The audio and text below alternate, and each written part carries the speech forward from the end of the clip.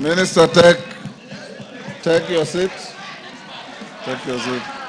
Order. Members on their feet, take your seats.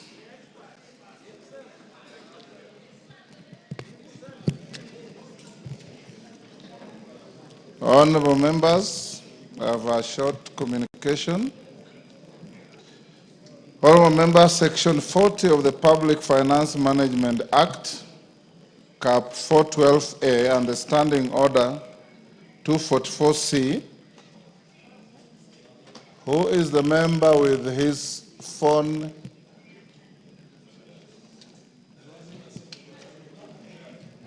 Who is the member behind KJ? Honorable Gonzirai, you are one of the fathers of this house. We forgive you. Okay, other members. Section 40 of the Public Finance Management Act, Cap 412A, and Standing Order 244C require the Cabinet Secretary for the National Treasury and Economic Planning to make a public pronouncement on the budget policy highlights and revenue-raising measures for the national government each financial year. Pursuant to the said provisions, I will shortly interrupt the business of the House to allow the Cabinet Secretary for the National Treasury and Economic Planning to make a public pronouncement on the budget highlights and revenue-raising measures for the national government for the year 2025-2026 and the medium term.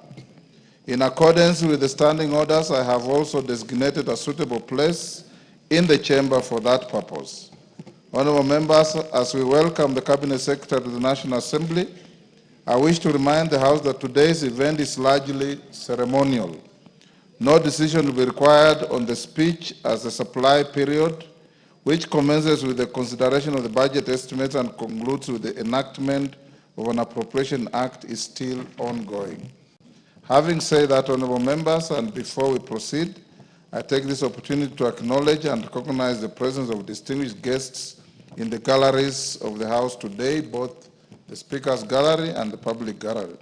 They include members of Cabinet, Principal Secretaries, Chairpersons, and Chief Executive Officers of various parastatals, senior government officials, members of the Diplomatic Corps, and development partners.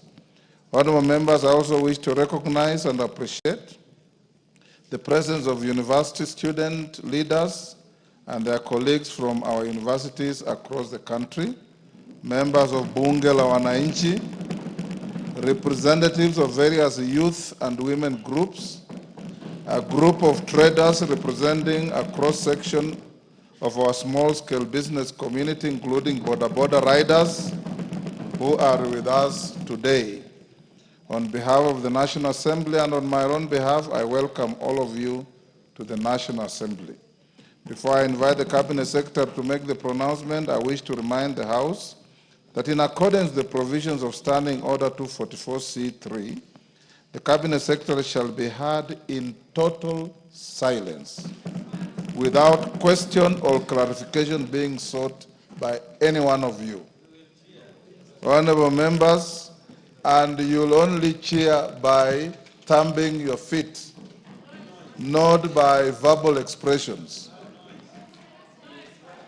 Honorable members, I now interrupt the business of the House to allow the Cabinet Secretary to make a public pronouncement on the budget policy highlights and revenue-raising measures for the national government for the financial year 2025-2026.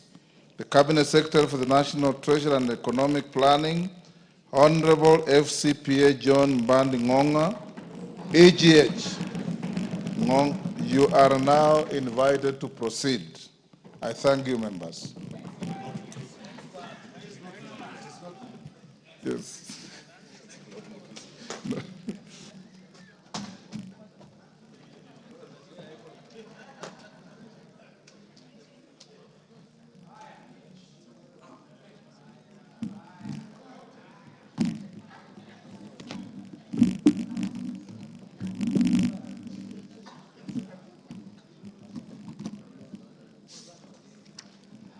Thank you, Mr. Speaker, and honorable members of the National Assembly.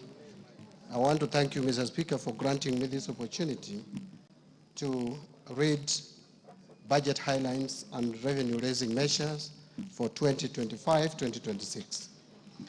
Mr. Speaker, it is with great honor and privilege that I present to this esteemed House and the people of Kenya the budget statement for the financial year 2025-2026 budget. I make this statement in compliance with Section 40 of the Public Finance Management Act, Cap 412A, and the Standing Order number 241 of the National Assembly. Mr. Speaker, these legal provisions give life to the building constitutional requirements of good governance to which the President and certainly the National Treasury and Economic Planning remain